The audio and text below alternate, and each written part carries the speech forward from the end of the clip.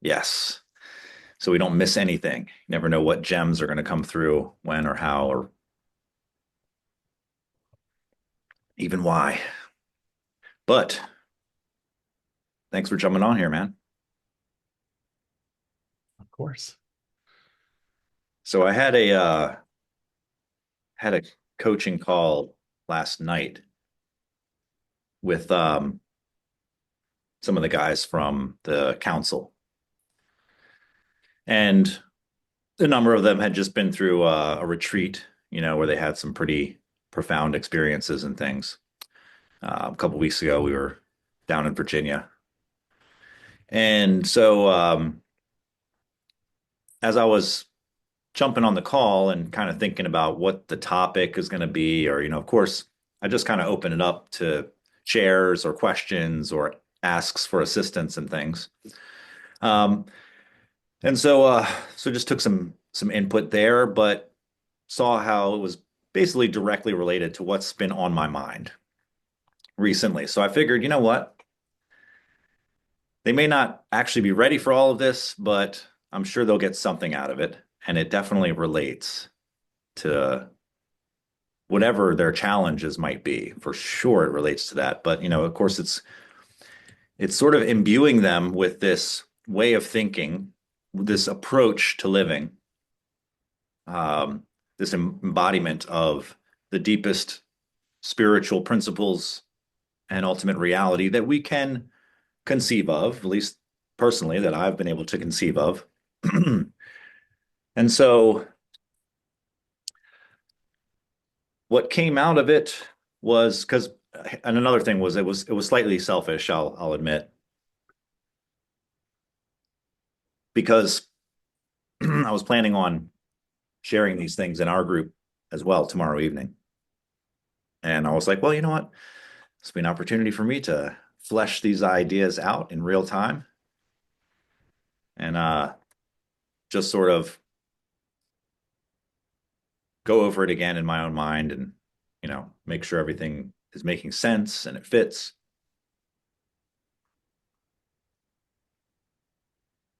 But it directly relates to what you and I were talking about earlier, which is surrender, right? Surrender is one of the key principles, if not the most important principle in navigating life from true commitment to principles. Now, of course, not everyone's principles, right? But these are the principles that are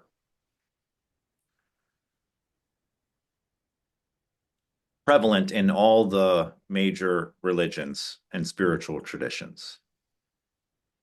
While the particular paradigm might be different, the principles hold true across basically all cultures, all traditions.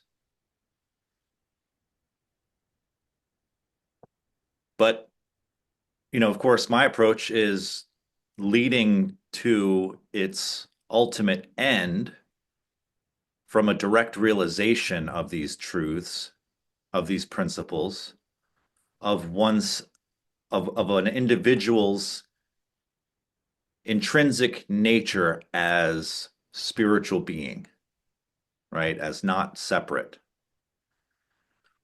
from the divine. Now, any feedback on this? Because I don't just want this to be an entire diatribe, but I'm getting ready to dive in, so I want to give you an opportunity to at least Well, I'm not going to rebut any of that. interject. I'm not going to rebut that right now. Doesn't surprise me, being that you're wearing the "Trust is a Must" shirt. Yeah. Surrender and trust Um, are intrinsically linked. so we have come to find out, right? Um, no, I mean, it is, I will say, the absolute cornerstone of allowing presence into your life. Presence. And what does that mean? God, whatever word, Yahweh, universal energy, Heavenly Father, whatever. It doesn't matter the label you're giving it. That energy is presence. Okay. Because I'm glad we made that distinction because a lot of people, when they think of the word presence, it's really like being present, just like not having a bunch of thoughts going on in your mind, being with the person who's in front of you, let's say, or being with the task that you're doing, with the moment, not in your head trying to work out details for the future and not concerned about things from the past or, you know, just thinking about the past, but here now, present, alert, responsive, aware. But what you're pointing to is that the present moment is an access point for experiencing what you're calling presence, or the presence of what? The presence of a greater intelligence, energy, consciousness, beingness, God, spirit, whatever word someone might choose. Or, even from a more agnostic viewpoint, I think consciousness is a good relatable term, right? Because we're not asking anyone to believe in anything in particular with this path, right? This path transcends belief. It wants to go to the experience so we can realize it. Or if you think about realize, usually we think about as like, oh, I realized it because it occurred to me. But I like to use the word like an action word. You realize it, you make it real. You make it real in your experience because you experience it. You know it directly. You realize it.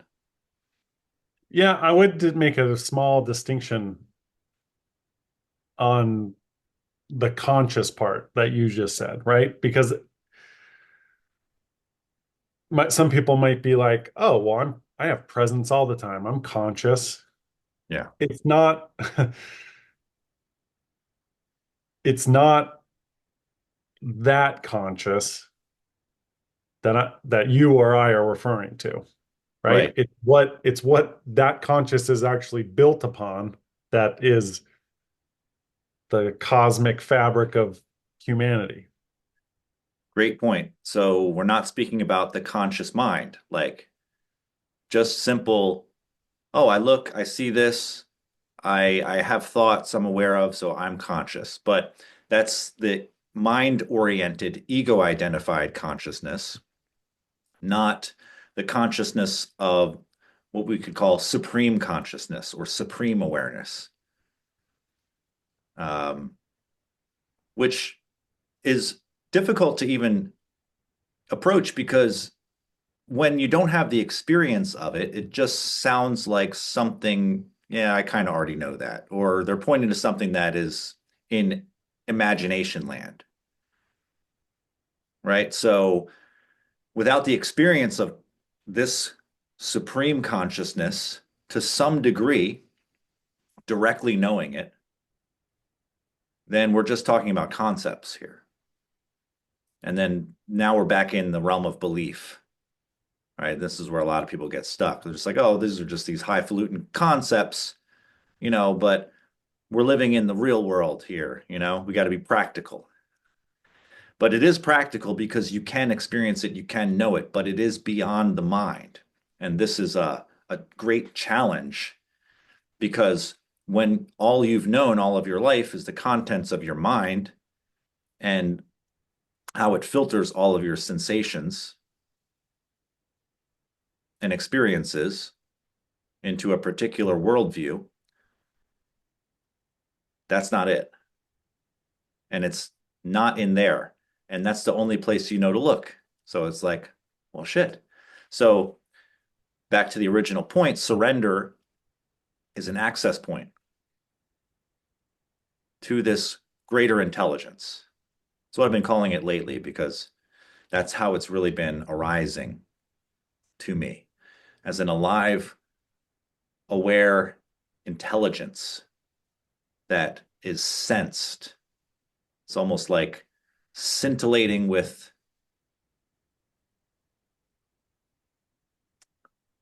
potential and capacity.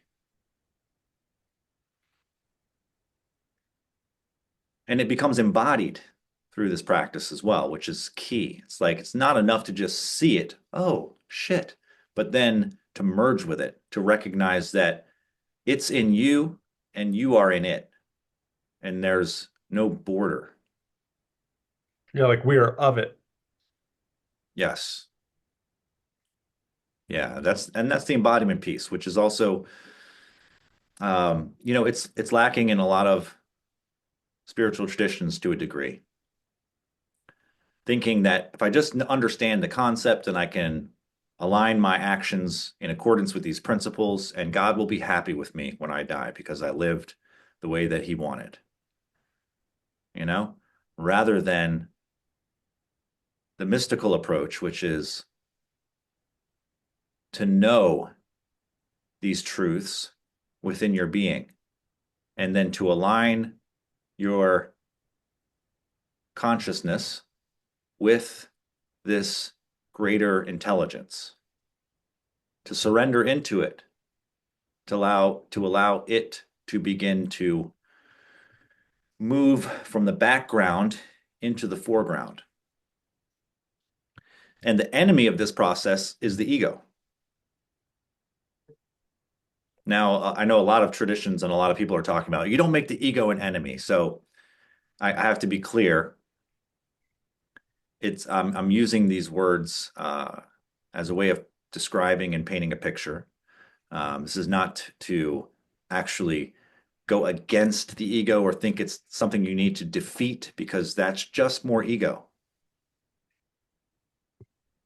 But I like to think of it this way because it also can speak to people who are in a more traditional religion where they're living in duality. The forces of good and evil are prevalent everywhere, and they're trying their best to err on the side of good. And from this perspective, we could look at the ego as the devil because what it does is it blocks access to the divine. It corrupts the truth. And here's how it does that. So this is allegory, so I'm not stating a fact that the ego and the devil are the same thing, but it's an interesting perspective. When you look at it this way, I think you'll see where I'm coming from. So the ego's goal, in my estimation, is to create fear, separation, striving, and scarcity. Now, this is probably going to sound crazy to a lot of people, but hear me out. That's if we look at this from the sort of a teleological view, which states that every action has a purpose, every system has a purpose, then we can start to extrapolate. If that's the goal is to create fear, separation, scarcity, striving. And then the tools that it uses to accomplish that aim,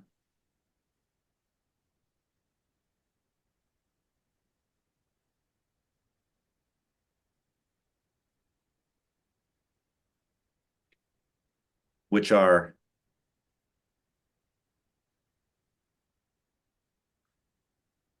control, fear, and significance. So I think I put fear in there twice. So still working out some of this in real time. It probably does need to be doubled up because it is a bigger So hindrance. separation, which is duality, right? This is the goal of the ego. This is its purpose, to create separation, to create duality. The mechanisms that it uses are control, fear, and significance. So anytime we are seeking control, the ego is active and it's actively pursuing its goal of creating separation and duality. If I need to control, what do I need to control? People, situations, things, myself, all these externals. So every time I'm seeking control, I'm fulfilling the ego's purpose of living in separation, living in duality, reinforcing multiplicity and differentiation, moving me further and further away from the source. Sounds like a devilish intent to me.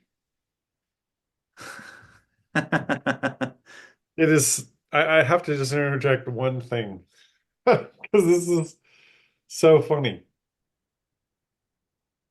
Last night I was contemplating very similar things. And in my notes, I had written like, hey, talk to Colin about like the ego being the devil because of the forces that it's exerting on you and what they are doing in relationship to divine presence. Yeah. So Yeah. I, This is very synchronistic. So another thing that came up yesterday is right. I've thought about this before too, but in the Bible, the translation often of Satan is like the enemy. It's the enemy. That's what it is. But people anthropomorphize it and externalize it. It's out there. It's a force from outside afflicting me. But no, it's actually the ego itself is the enemy because it's the enemy to realization. It's the enemy to union. It's the enemy to living with God. And why? Because it seeks control, because it lives in fear, and it wants significance, to be important, to be loved, to be valued, to be externally found as worthy.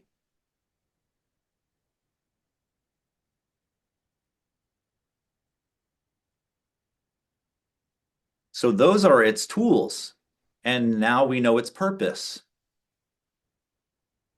So its purpose is to move us away from God, more and more into the duplicity, into the duality, into the battleground.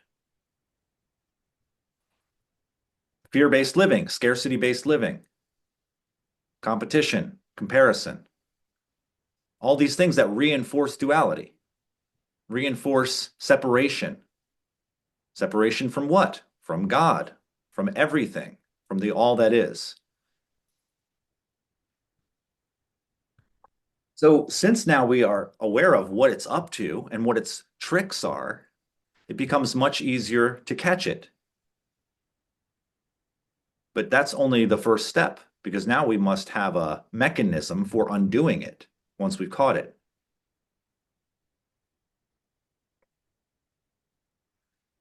But we can start to see, wait, every time, oh, I'm back in and I'm doing it again. I'm trying to control the future. Yes. Why am I trying to control the future? Well, because the future is uncertain, because I'm a limited self, because I need safety. Safety. That was the other thing. So that's actually it's the antithesis of the fear, really. So the fear is the goal. Fear is the goal. Separation is the goal.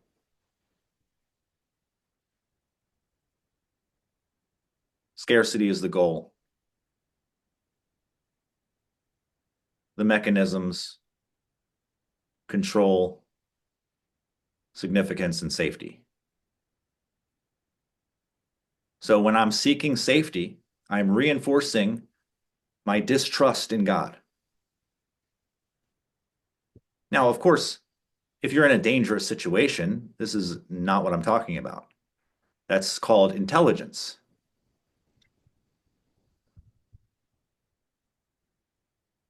But most of the time, we are not in dangerous situations and we are living in fear, desiring safety, whether it's within the context of our relationships, our business, work, purpose, life,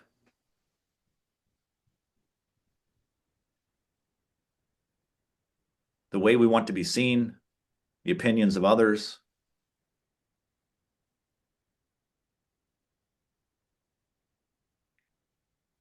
insurance plans, trying to find security, and all these things. And it's intelligence that seeks safety in dangerous situations.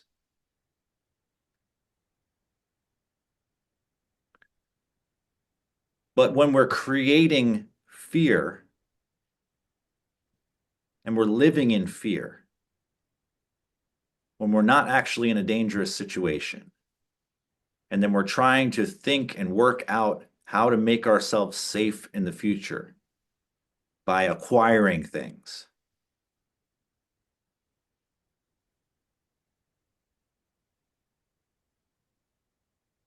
And again, there may be some practical aspect of these things, but when we're living in that state of fear, we're denying our connection to God. We won't experience connection to God. And this is why so many spiritual people and religious minded people still live in fear constantly praying, not to get closer to God, not really, for protection as an insurance policy. And that's not what it's for. That's the low level of this thing. And people who are literally high up in churches, who teach others these things, who have good hearts, are very well intentioned, and have a depth of knowledge, still living in fear, praying for protection constantly. Because they haven't defeated the devil.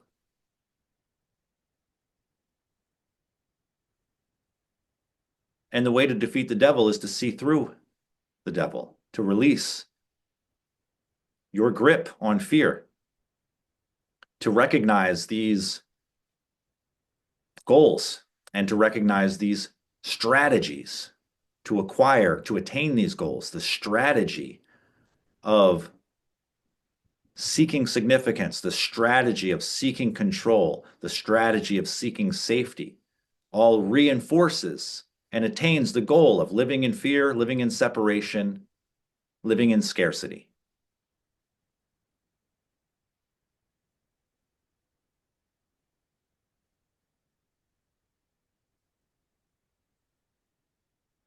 So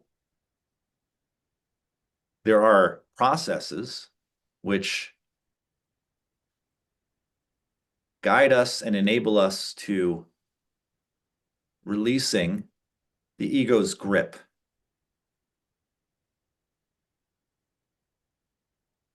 so that we can drop into presence, awaken to the greater intelligence, and allow it to begin to move through us as us.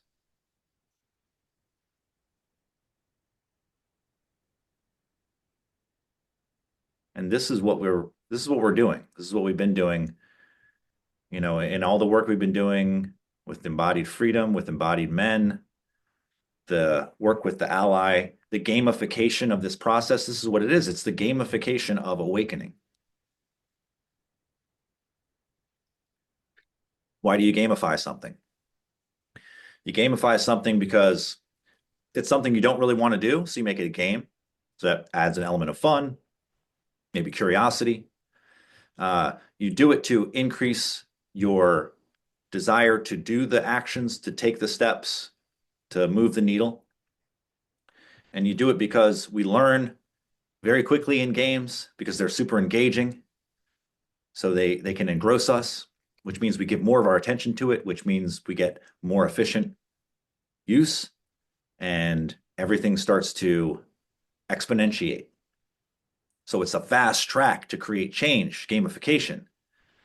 You know, the people working on game theory and things and simulations and such figured this out. They realized, holy shit, people learn really fast, and we can get them to do all sorts of things that they wouldn't otherwise do if we add this element of gamification to it.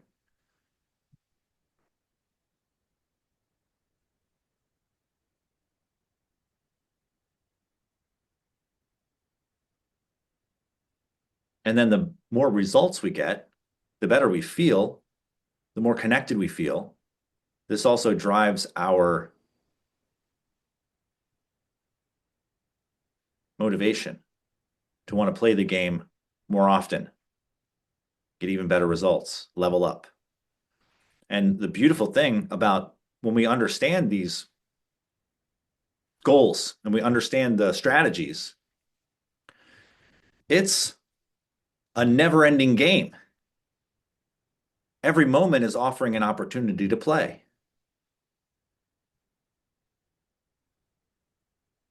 which means you level up with every situation.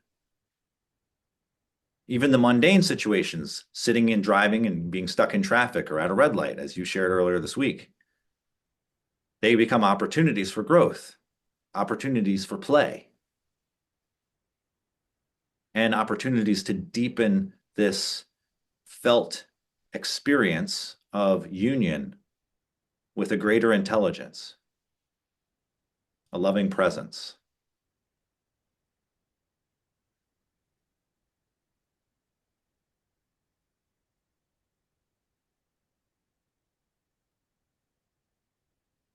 So that's pretty much the concept I wanted to share in a nutshell. It's a pretty good one. Thank you. Uh, it's been, I think, like a funnel to this point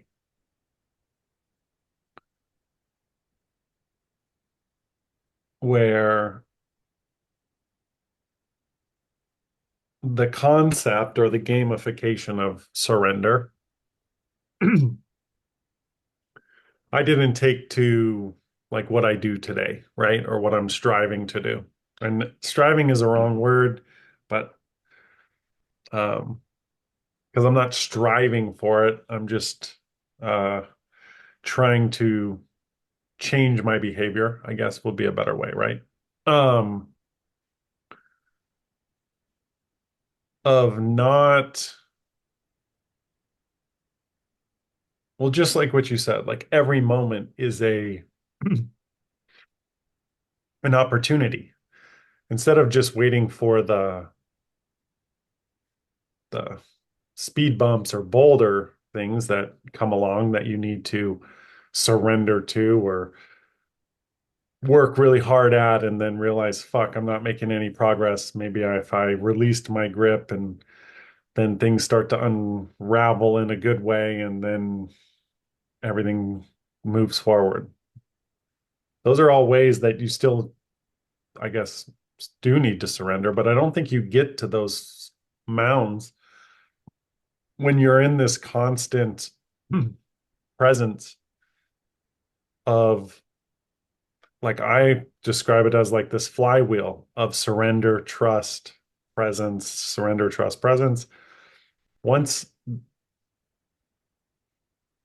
that thing gets spinning and you're embodying or your ability to embody more and more presence, which can only come from surrendering and trusting, so that you allow space to open inside and presence to fill that space. Well, now you're like winning the game.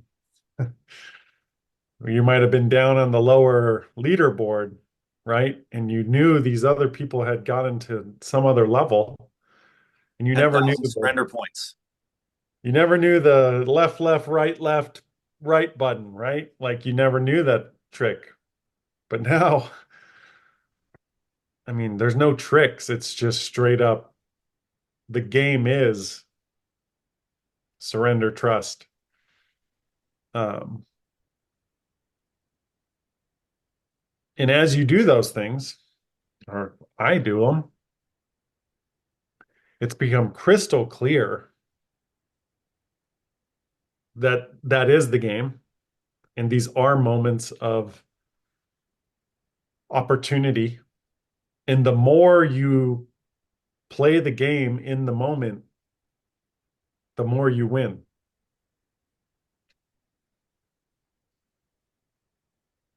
So we do have tricks, we could say, for entering the surrendered state.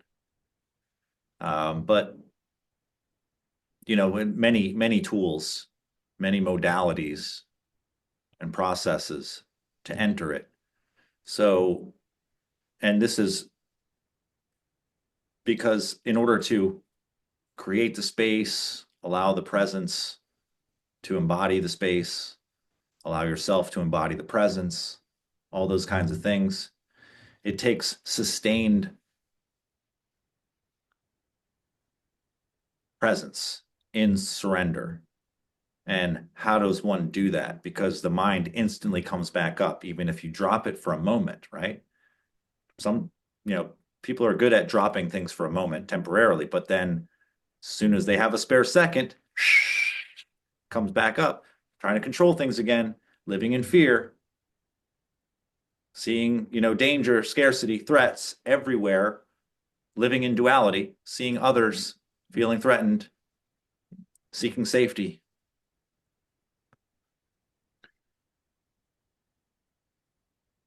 Is that a question to me or? No, not a question. Just bringing it up because what we do, and some of the things we've been doing lately in the program is like using duality as a way to find balance, and then entering presence through the balance point or the narrow gate, which leads to the wide expanse.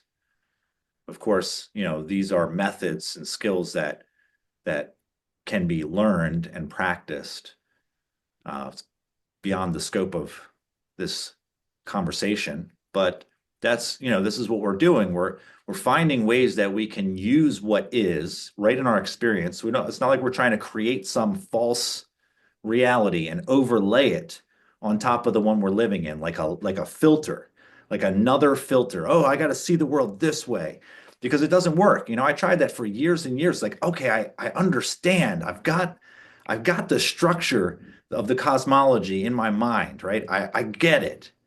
Here's what it is. Here's what we're doing. But then you try to live in accordance with that. It's like you try to approximate what is someone who thinks this way and really believes this stuff do? And how does he act? Let me try to do that and act that way.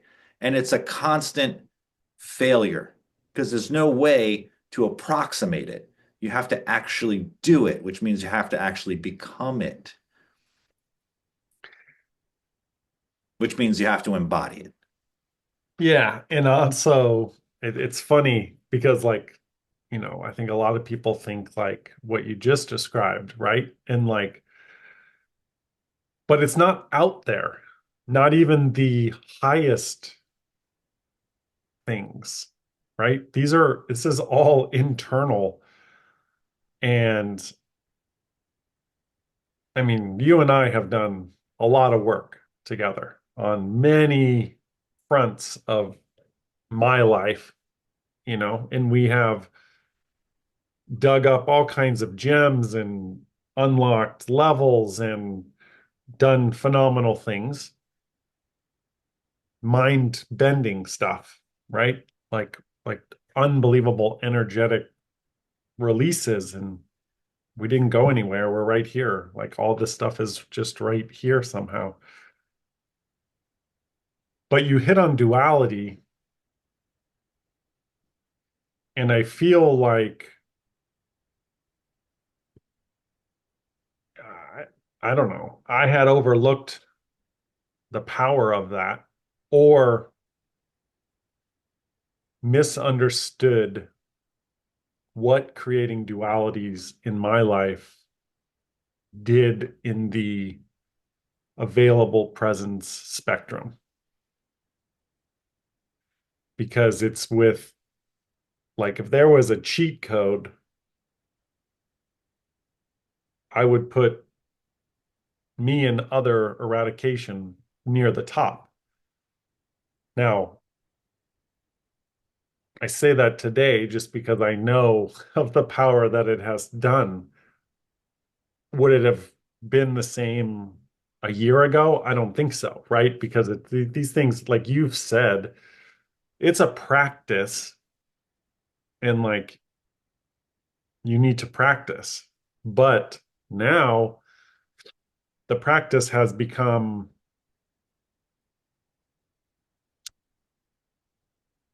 more intensified for me from the removal of dualities and the bandwidth of presence available in me. And Yeah. it's, yeah, Yeah. So just to talk about the mechanism a little bit of this process too, it's because whenever we're living from ego, right? Seeing things as a duality and experiencing life, we react to things, right? We react internally. We create walls of separation, like energetic, mental, however you want to, look at it, but it's something that everyone can sense, right? It's something you can sense. You can sense your sense of being an individual. You can sense your sense of others. And there's people that you really don't like, that really perturb you. Their sense of otherness, like, it's remarkable. And then people that you feel really close to, the sense of otherness may diminish. It may be just thin, right? But it's still there. And then we have, our ideas of who we are, all the meaning we attach to our particular life story, all the experiences that we've had, they reinforce and create contraction inside. And each place inside where we are contracted is a barrier to presence, to being embodied within us. And so what you're talking about too is this expansion of bandwidth in the amount of presence that you can hold in your awareness. And it's increasing through the work of surrender, letting go, releasing, all the practices. Every time we release inner tension, whether it's mental tension, physical tension, or energetic knots, when they release, we have the potential to embody that space and to allow that presence to fill that space and be aware of it. So that you feel it, it becomes again more realized, you experience it, and it becomes more natural to live in this space. It becomes more awe-inspiring as well, because each time we can expand some of this presence within our experience, it makes it more real, it makes it more supportive, more restful, more trust, more yeah. surrender. I mean, a super linked word here that we've used briefly, but is trust. And they are interlinked here. You don't embody presence by surrendering without trust. So I had a good conversation with the ally recently, and what was illuminated was that surrender is the gateway we enter through, and then trust helps us to abide. It's an anchor. Yeah, because what you just described and what I described of the increased bandwidth, you that bandwidth only sustains by trusting. by anchoring in what you just created or like, opened up. Because, a lot of people, I think, misunderstand this idea of what surrender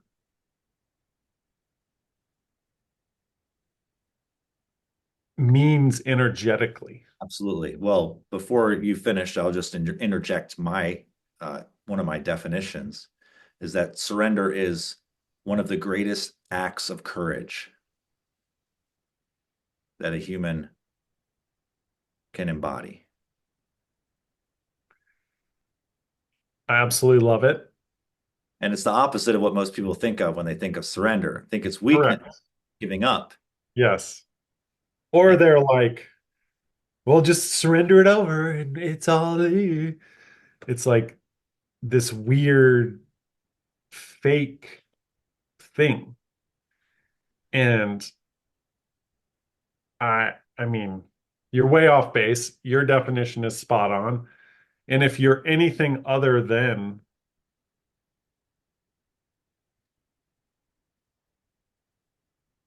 your life's on the line kind of level of embodying that whatever you're trying to surrender, you're missing the boat.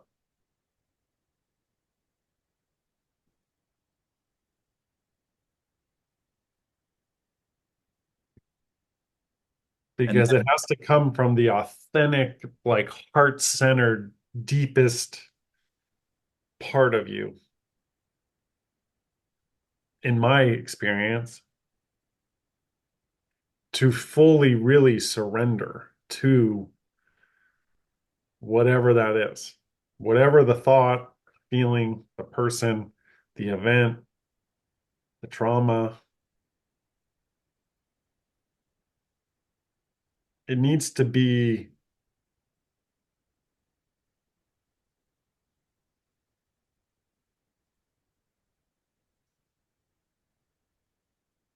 the deepest you have ever gone on giving something up. then the anchor of trust to keep you still within and to keep the ego from reactivating. So, okay, I surrendered. Now what do I do to control everything? And, yeah, The world is telling us to do the opposite too. The world teaches and reinforces non-surrender. And so, again, it requires even more courage because everything and everyone are telling you no. You have to do it. You have to control it. You need to be significant. You need to be good enough. You need to protect yourself from all these projections of fear. You need to control everything. If you don't control it, you're irresponsible,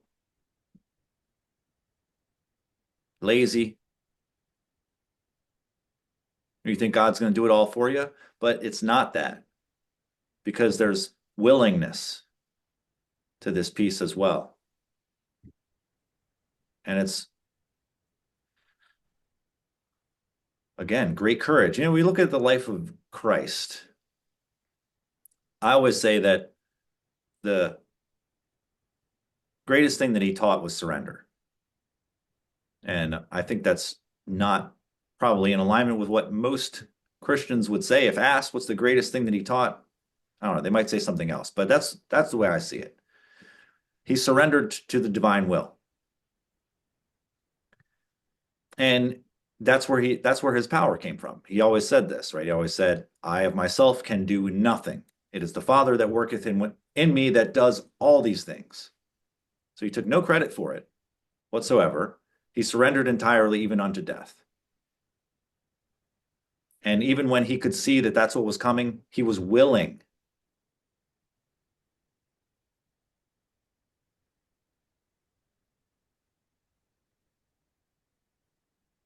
I think that night he countlessly surrendered the night before, right?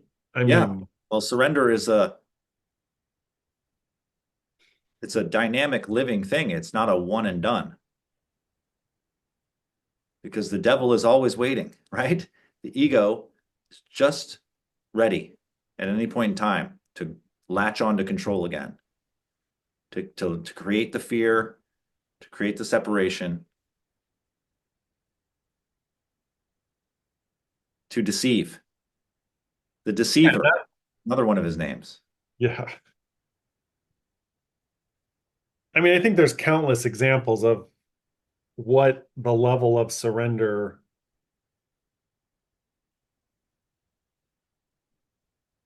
what living in the level of surrender truly takes. Like, would you take your only son up a mountain if God spoke to you to go and sacrifice him? Most people would be like, dude, get the F out of here, bro. Like, absolutely not. Like, there is no way. And what happens, right? Like, the dude listens, and just because of the act is granted unbelievable.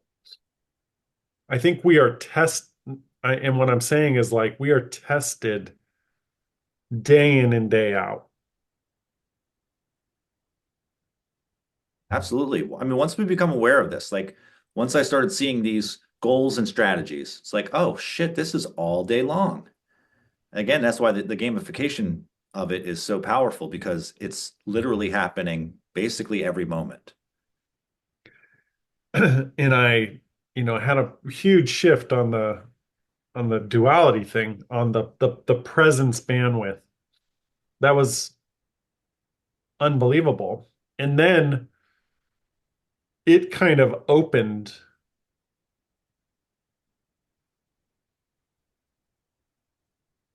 the the portal of surrender. I saw it in a different light of this constant flywheel-esque state.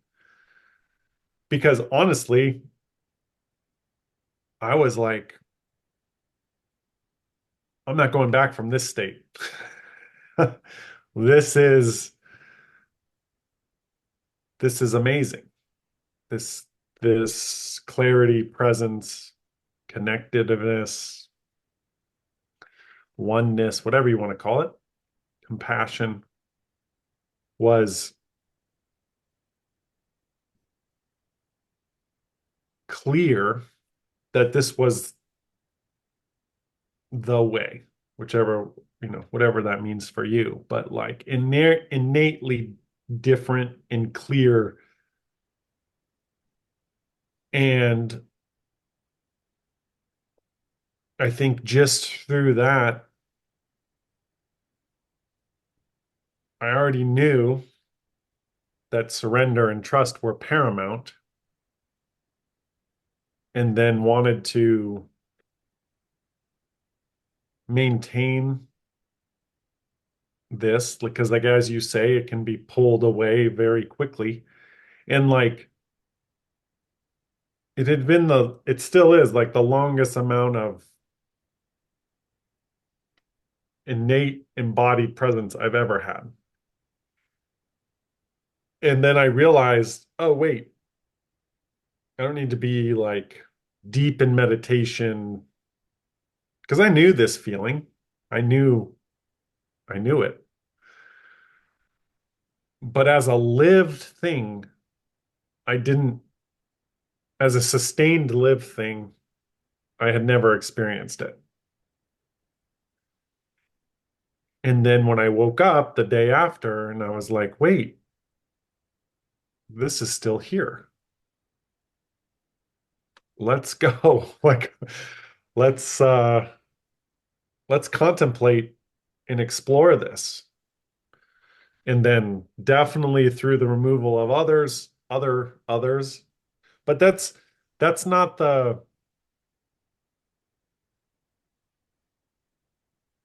the day in and day out maintenance. I believe that it is the trust surrender. And then you need to add in like not every moment is a surrender moment, right? There's gratitude and thankfulness and um, throughout your day, but And rest, you content. surrender in those moments to those qualities too. And to me, it is this constant surrender, but you don't just pick and choose. It's an embodied thing of like your whatever is coming at you. And through that kind of experiment, I'm like, I mean, it's still here. Yeah. And so I started calling this the surrendered state a few years ago. And I hadn't been able to embody it yet, but I had a vision of like, there's got to be a way to maintain this state, the surrendered state. And so, yeah, this is exactly what you're talking about. It's like it becomes your way of being because you've embodied it so deeply. And then one final thing I wanted to share about this most recent realization is that at a certain point, and I was watching how the ego would recapitulate itself and try to take control again. And then I would go through the process of, using one of the methods to surrender and to drop back into presence. And then as I was doing this, the greater intelligence, the presence, began to become more and more real. Not that it was less real before, but real to me. I realized it more and more. It's like, oh shit, it's this. It's right here. It's alive. Like I perceive it. It's not an imagination, right? It is this. And as I perceive it, it's like, oh, the body just like, oh, yeah, the body releases and lets go. It's like, I'm not trying to do any of that. I'm just aware of something ineffable. Oh. And then what began to happen was the ego itself began to repose in awe of the greater intelligence. And it began to willfully surrender. And this was quite profound. This is like the christening of the devil.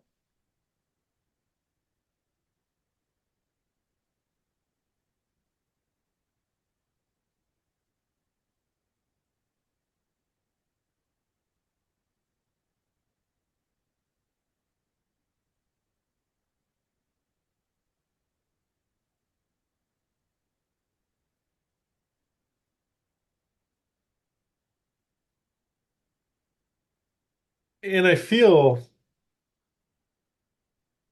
the more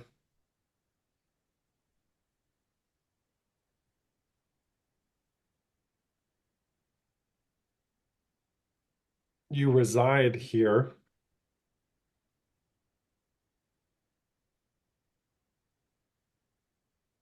the ego does relax and it comes online much less frequently. And then when it does, and I know in the beginning you said something like this, but you it's very clear on catching it. And then in that catch is a real nugget into another component of your being that you need to explore, like with the ally or any of these other tools.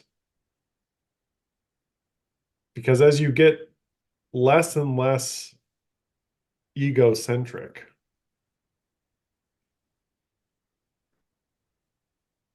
the on button of it is bubbling up through a large vat of presence to get back on. And to me, those pieces are typically can be packed with some kind of insight.